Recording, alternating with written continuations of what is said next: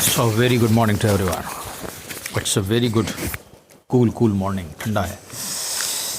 मेरे पास बहुत सारी लिस्ट है और मैं अब एक तरफ से शुरू करता हूँ बोलना। देखिए, सबसे पहले मैं बात करूँगा कुंडलिनी एंड थॉट प्रोसेस के बारे में कि जब आपका जागरण होता है या आपकी अवेकनिंग होती है तो आपके अंदर कैसे परिवर्तन आपको महसूस हो सकते हैं।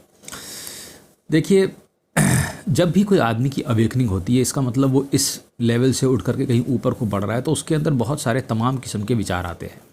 ठीक है, it's a very natural thing और एक नेचुरल फिनोमेना भी है। ठीक है, और ये समय समय के साथ बदलते रहते हैं।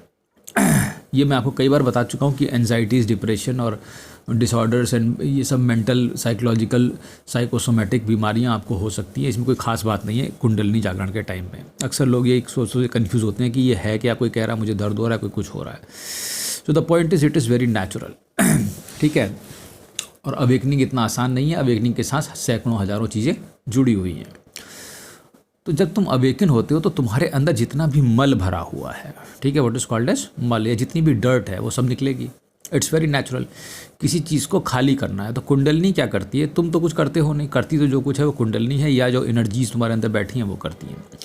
अब तुम्हें करना है खाली और तुम हो भरे हुए, तो उसके लिए क्या किया जा सकता है? तो जितना भी काम, क्रोध, लोभ, मोह, जितने भी थॉट्स, जितने भी फियर्स, जितने भी तरीके की साइकोसोमेटिक इलनेसेस या साइकोलॉजिकल डिसऑर्डर्स तुम्हारे अंदर भरे हुए हैं, ठीक है, वो निकलेंगे पहले। तो ये एक नेचुरल सी चीज़ मान के चलो कि वो निकलेगा ही निकलेगा, और उसका एक प्रोसेस है और वो उतना तुम्हें बियर करना पड़ेगा। हाँ, मैं मानता हूँ ये बियरिंग काफ़ी भारी है और इसे झेलना बड़ा मुश्किल है। एक तरीके से इसे झेलना लगभग असंभव है किसी आम आदमी के लिए, वो तुरंत ही पागल हो जाएगा।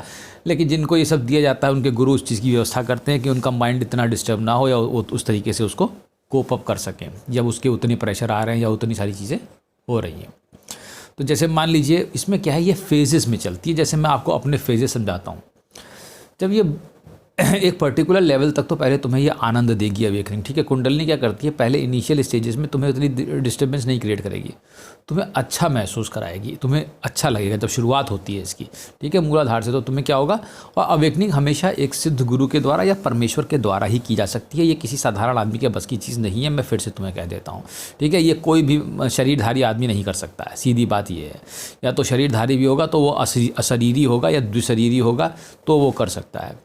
ठीक है, तो अगर परमेश्वर ने इनिशिएशन किया है तो इनिशिएशन में कुंडलिनी आनंद देगी, भक्ति देगी, थोड़ा बहुत तुम्हें आनंद रस आएगा, तो तुम्हें लगेगा अच्छा है कि मैंने काफ़ी कुछ प्राप्त कर लिया है। तुम्हें कुछ दिखाई भी दे सकता है, विजन्स हो सकते हैं, तुम्हें चक्र दिख सकते हैं, चक्रों के द्वार दिख सकते हैं, और दुनिया भर की चीज़ें तुम्हें दिखाई दे सकती हैं। कई सारी रंग बिरंगी लाइट्स तुम्हें दिखाई देंगी, क्योंकि हर चक्र की अलग लाइट होती है, इसलिए तुम्हें you can see different colours. It's very obvious and it's very natural. तो थॉट प्रोसेस इसी हिसाब से चलेगा, और उसी हिसाब से तुम जिस थॉट पे एनर्जी चलेगी उसी हिसाब से थॉट जनरेट होगी। सॉरी, जिस चक्र पे एनर्जी होगी, जिस लेवल से वो मूव कर रही होगी, वैसे ही थॉट जनरेट होते जाएंगे। ठीक है, मान लीजिए स्वादिष्ठान से चल रही है तो काम की एनर्जी, आपकी काम निकलेगा, जितना भी काम वहाँ भरा हुआ है वो सब निकलेगा जब काम से खाली हो गए। ठीक है, तो इस तरीके से वो चलता है। अब अगर मेरा ही केस ले लो तो पहले तुम्हें धीरे धीरे आनंद लगेगा, मुझे लगता था बड़ा अच्छा है, ये तो बड़ा अच्छा ज्ञान है, और फिर धीरे धीरे करके हालत तुम्हारी मेरी ख़राब होने भी लग जाती है। सभी की हालत ख़राब होने लगती है, क्योंकि वो बहुत ज़्यादा ट्रॉमा कॉज करती है ये कुंडलिनी। तो जैसे मान लो, फिर तुम्हें जैसे कोई फियर्स पैदा करेगी, अब ऐसा हो जाएगा, अब ऐसा हो जाएगा, अब ऐसा हो जाएगा, तुम्हारे अंदर इस किस्म के थॉट्स आएंगे, अब ये बुरा होने वाला है, अब ये बुरा हो जाएगा। ये बीमारियां हैं, ये सब साइकोलॉजिकल बीमारियां हैं। लेकिन ये क्या है कि तुम्हारे अंदर भरा है तो उसे निकाला जा रहा है। तुम घबराओ मत इससे, मैं तुमसे ये कह रहा हूँ। ठीक है, जो कचरा भर गया है उसे निकालने में मेहनत लगती है कुंडलिनी को, और वो मेहनत में तुम्हें भी एक पार्ट हो तुम उसका, तुम्हें वो सहना पड़ेगा। तुम्हें डरने की ज़रूरत नहीं है। ठीक है, that is, you need not fear, but it is a natural process. ठीक है, तो क्या है कि वो जब वो निकल रहा है तो वो तकलीफ़ दे रहा है। तो जैसे तुम्हारे अंदर मान लो फियर भरा हुआ है, ठीक है, किसी चीज़ का, अब वो पैदाइशी है या पिछले जन्मों से भरा हुआ है, वो अब उसकी जो गांठ है उसे खोला जाएगा, तो that is to be open. तो उसके अंदर जितना भी कचरा वो बाहर निकलेगा, तो तुम हर समय तुम्हें यही थॉट्स आएंगे, अब ये बुरा हो जाएगा, अब ये मेरे साथ ऐसा होता था, ये अब हो जाएगा, अब ऐसा हो जाएगा, अब एक्सीडेंट हो सकता है, अब ये हो सकता है। मैं बहुत साल तक, ये 3-4 साल तक तो यही होते रहा, मैं समझ में नहीं आता था ये क्या है। अब जैसे अब ये बिल्कुल बंद हो गया है, ये करीब 4 साल पहले की बात है। ठीक है, फिर ऐसे फेज शुरू हो जाएगा, जैसे लगेगा तुम्हें हर समय गुस्सा ही आ रहा है, हर समय गुस्सा ही आ रहा है। ऐसा क्यों हो रहा है तुम नहीं समझ पाओगे, पर तुम्हें हर समय गुस्सा ही आ रहा है। जब भी जाओगे यहाँ गुस्सा कर रहे हो, वहाँ गुस्सा कर रहे हो। तो ये क्या है, जो गुस्सा अंदर भरा है, जब वो उस पर, उस रीजन पे चलती है या उस चक्र से गुजरती है या उस जगह से जाती है, तो उस पर्टिकुलर चीज़ को वो मतलब चलाती है तो उस चीज़ को फेंकती है बाहर को, ठीक है, तुम्हें खाली कर रही है वो, इसलिए कोई चिंता की बात नहीं है, ठीक है, कर लो, क्रोध आ रहा है तो क्या किया जा सकता है। ऐसे ही कुछ फेज चलेगा काम का, जब काम आएगा तो इतना काम आएगा कि हर जगह तुम्हें बस सेक्सी विचार, सेक्सी थॉट्स, तुम पक जाओगे उससे, तुम कहोगे ये हर समय सेक्स ही क्यों ऐसे मेरे दिमाग में आता है, तुम उसका कोई विचार ही नहीं, तुम दूसरे को देखोगे, तुम सोचोगे ये लोग कैसे नॉर्मली जी रहे हैं। मैं मजाक नहीं कर रहा हूँ तुमसे, ये सच बात है। जब तुम दूसरों को देखोगे और अपने थॉट प्रोसेस को विचार करोगे तो तुम पाओगे there is a huge difference, कि एक नॉर्मल आदमी तो इतना सही नहीं सकता जैसे कि तुम झेल रहे हो जिस चीज़ को। तो द पॉइंट इज़ वो चीज़ इतना इम्फेसाइज जो अंदर भरा है उसे निकालेगी, ठीक है। तो इस तरीके से टाइम टू टाइम पे क्या है कि कुंडलिनी इस थॉट प्रोसेस को मैनेज करती है, और ये डिपेंड करता है कि किस चक्र की पियर्सिंग कर रही है या किस चक्र को भेद रही है, ये उसके स्वभाव पर भी डिपेंड करेगा। अनाहत में जाएगी, इमोशंस देगी, नाच गाना देगी, म्यूज़िक देगी, आनंद देगी, मस्ती देगी। स्वादिष्ठान पर जाएगी तो काम पैदा करेगी, काम ही काम हो जाएगा। ऊपर आएगी, विशुद्धि पर है तो विशुद्धि पे अपने किस्म के थॉट्स पैदा हो जाएंगे।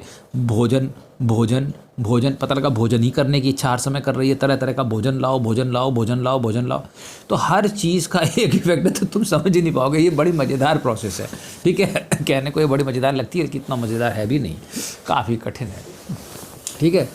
तो this is how kundalini actually manages the whole thought process, और इससे बिल्कुल भी चिंता करने की ज़रूरत नहीं है। Let them come, let them go. ये एक फेज़ है हर चीज़ का, ठीक है, जो थोड़े समय रहता है। कभी कहीं पेन होगा, जैसे मैंने आपको एक दिन बताया था मेरे पेन हो रहा था, pain was not normal pain, it was एक कुंडलिनी ड्रिवन पेन। क्या होता है कि जब आपकी जो ये जो पेल्विक गर्डल है, ठीक है, नीचे वाली जो पेल्विक गर्डल है, इस पर मेजर ट्रांसफॉर्मेशन होती है, ठीक है। कुंडलिनी क्या करती है, इस पर एक मेजर ट्रांसफॉर्मेशन करती है। इसमें जो न्यूरॉन्स होते हैं और इसमें जो मतलब जो इसके जो मसल्स होते हैं, इसको ट्विस्ट किया जाता है। ये कोई आसान प्रोसेस नहीं है, ये इसके बारे में आप नेट में पढ़िएगा, इसका एक पूरा वर्ड है, इसका एक मतलब पूरा एक सिस्टम है, ये पूरी प्रोसेस होती है। It's not so easy. वो जो त्रिभुवन मुरारी में कृष्ण का पाँव टेढ़ा बताया गया है, ये पूरी चीज़ को टेढ़ा करती है। ऐसे थोड़ी ना कि वो आप किसी चीज़ को ऐसे लांग जाओगे।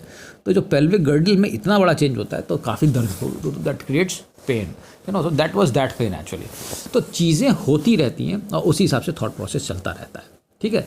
तो आपको कोई भी चिंता करने की ज़रूरत नहीं है, आप आने दीजिए, जाने दीजिए, और थोड़ा ज़्यादा अगर आपकी तकलीफ हो कुछ दवाइयाँ लीजिए, कोई दिक्कत की बात नहीं है, दवाइयाँ आपको लेनी पड़ सकती हैं समय समय पर, क्योंकि यहाँ अलग अलग चीज़ें हर समय होती रहती हैं। तो विचारों को और अवस्थाओं को, क्योंकि ये विचार ऐसा तो है नहीं कि थोड़ी देर रहेगा फिर भाग जाएगा, ऐसा नहीं रहता है, ये लंबे फेजेस में चलता है। लाइक सपोज एक फेज़ चल रहा है 3 महीने का, कि हाँ चलो ये काम का फेज़ 3 महीने का है, तो it will run for 3 months, ठीक है। तो वो उसको आपको बियर करना है कि 3 महीने तक ये मुझे झेलना ही झेलना है। और जैसे कोई चीज़ें जैसे 5-4 साल तक चली रही है तो it will continue for some time. 1 साल तक चल रही है, फियर निकल रहा है, तो 1 साल तक पता लगा किसी चीज़ से डर लग रहा है, या हर चीज़ के बारे में मैं उल्टा ही सोच रहा हूँ, ऐसा भी हो सकता है। जैसे आप हर चीज़ के बारे में आपको उल्टा ही, जैसे आप किसी भी चीज़ को देखेंगे, मान लो आप कोई पेन देखेंगे तो आपके मन में पेन लिखने विचार नहीं आएगा, आपका मन में विचार आएगा कि इसको आँख में डाल लेता हूँ, फोड़ लेता हूँ। सो द पॉइंट इज उसमें ऐसा करने की ज़रूरत नहीं है, ये लिटरली मैं आपको बता रहा हूँ, ये ऐसे ही करते हैं, ठीक है। तो सो द पॉइंट इज जितने भी उल्टा विचार भी आ सकते हैं, ठीक है, हर चीज़ में आपको उल्टा ही दिखाई दे सकता है, तो देयर इज़ नो प्रॉब्लम। लेकिन ये सब फेजिक है, ये सब एक फेज़ के बाद चला जाता है, ठीक है। आई होप आप समझ गए कि किस तरीके से कुंडलिनी आपके थॉट प्रोसेस को बढ़ाती है और इस तरीके से आपकी अवेकनिंग होती है, ठीक है। चलिए, थैंक यू।